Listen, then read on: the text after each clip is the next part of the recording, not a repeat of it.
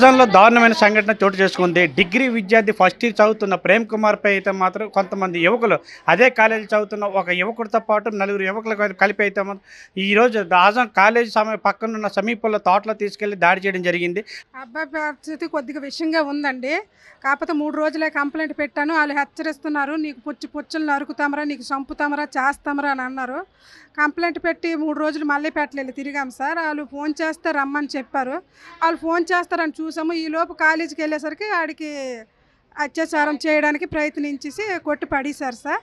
అక్కడి నుంచి కేర్కి తీసుకెళ్ళేసరికి ఇక్కడ పనికిరాదని వచ్చేసి గవర్నమెంట్ హాస్పిటల్కి తీసుకెళ్ళి పోలీస్ స్టేషన్కి వెళ్ళి హాస్పిటల్కి వచ్చాం సార్.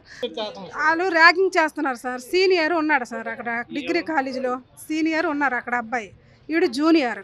దాన్ని బట్టి ర్యాగింగ్ చేస్తున్నాడు అనుకొని వాళ్ళు మా మీద బాగా వీడు రెల్లోలని క్యాస్ట్ ఫీలింగ్ చూపించి వీడి మీద పగ పెట్టుకుని చూశారు సార్ వాళ్ళు.